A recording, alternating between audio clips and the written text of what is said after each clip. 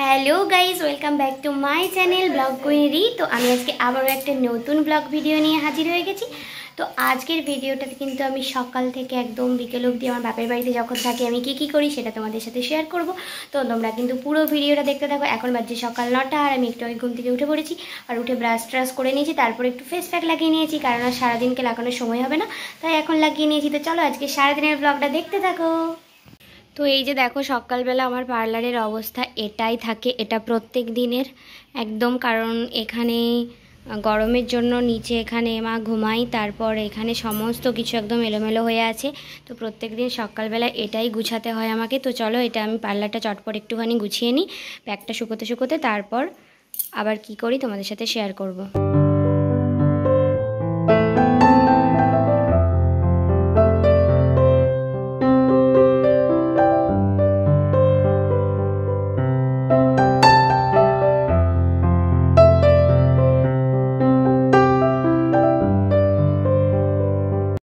তো ফার্স্টে এখানে আমি আগে বিছানাগুলো তুলে নিলাম, তারপর মাদুরটাকেও গুঁড়িয়ে দিলাম।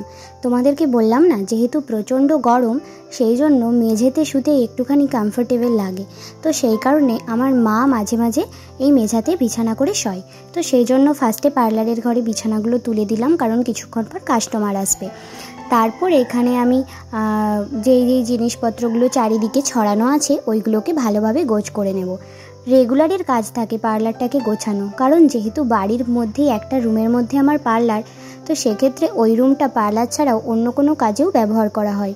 তো সেই জন্য একটু তো গুছিয়ে রাখতেই হবে, তাই না?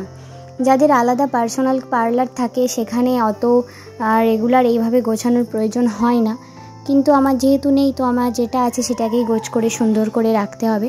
তো আগের দিন যে আমি ফেসিয়াল করেছিলাম, ক্লায়েন্ট এসেছিলো, সেইগুলো সব এখানেই ছড়ানো ছিটানো ছিল। তো ওইগুলোকে সুন্দরভাবে একটুখানি গোছ করে নিলাম। তা করতে করতে আমার ফেস প্যাকটাও শুকিয়ে যাবে, ওটাকেও এরপর ধুয়ে নেব।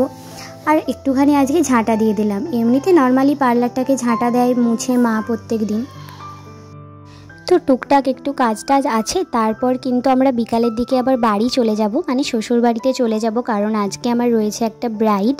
এছাড়াও আজকে রয়েছে আমার শ্বশুর বাড়িতে পুজো, মানে বড় ভোগ, 24 প্রহর হচ্ছে। তো অনেক কিছু কারণের জন্য বাড়ি চলে যেতে হবে। তো চলো আমি এখন ভিডিওটা অফ করছি, আবার আসছি একটু পরে।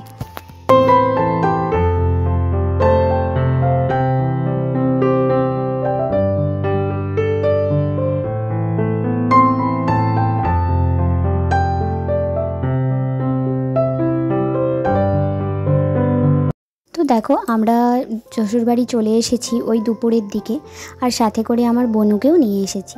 তারপর আমরা এখানে লুডো খেলছিলাম। তারপর যে বিকালের দিকে যেতে হবে, ব্রাইড আছে। তো আরেকটা কথা দেখো, তোমাদেরকে বলি, তোমরা দেখতে পাচ্ছ, এটা হচ্ছে আমার ঠাম্মা শাশুড়ি, খুব ভালোবাসে আমাকে। তো 100 রুপিয়া এইদিকে ভুলবাই তো আমি ভয়েসে বলে দেবো যে ঠাম্মা দিয়েছে, সবাই দেখো 100 রুপিয়া। আরে হাতে ধরে না, হয়ে গেছে। বোন তোরটা রেখে দিয়েছো, দেখো এই তো।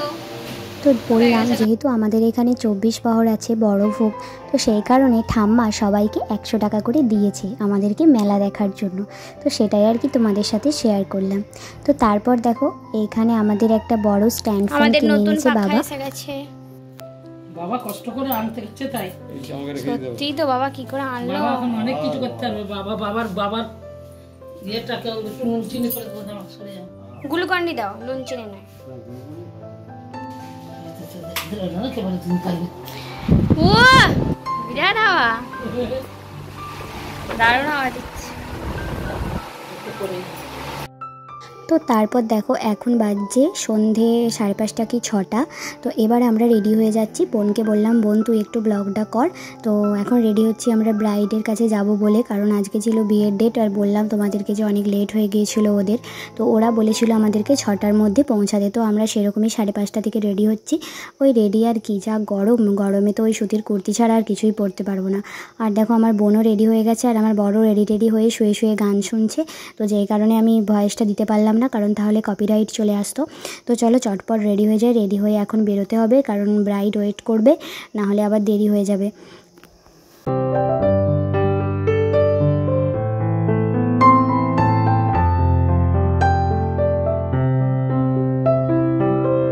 তো ব্রাইডের বাড়িতে চলে এসেছি। ব্রাইড টাইম দিয়েছিল 6টায়, বাট সে বসেছে 7:30টার সময়।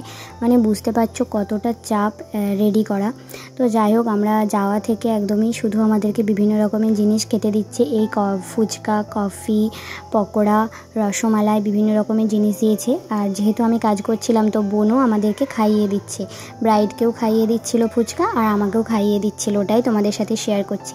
ফুচকার টেস্টগুলো না হেভি ছিল। ব্রাইড বললো যে ফুচকাগুলো নাকি খুব দারুণ বানায়, তো সেই জন্য আর লোভ না সামলাতে পেরে খেয়ে নিলাম। তারপর তো আমাদের যে ব্রাইড ছিল সুমন, আসে তো কিছুতেই ছাড়েনি একদম। মানে ওই দিনকে আমরা সবাই খাওয়া দাওয়া করে তবেই এসেছি।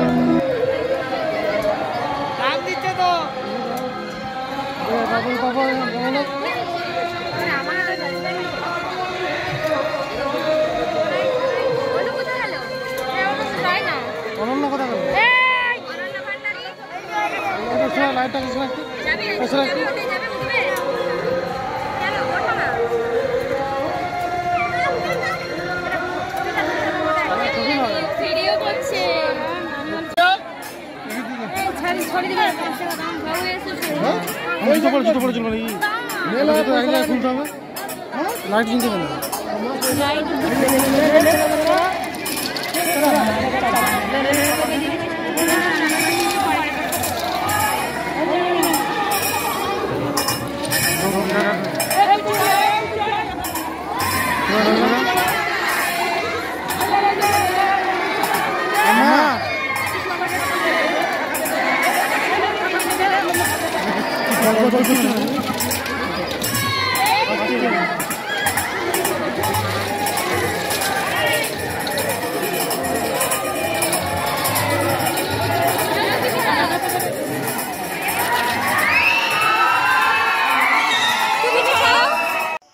তো বন্ধুরা, কালকে যে আমি পুরো ব্লগটা করেছিলাম আর এন্ড করা হয়নি ব্লগটা, তো ওই জন্য আজকে এখন বাজছে সকাল 11টা। তো আমি আজকে এখানে ব্লগটা এন্ড করব। আর এই টোটাল ব্লগটা তোমাদের কেমন লেগেছে অবশ্যই কিন্তু কমেন্ট করে জানাবে, আর অবশ্যই চ্যানেলটা সাবস্ক্রাইব করে দাও। তো চলো বন্ধুরা, টাটা।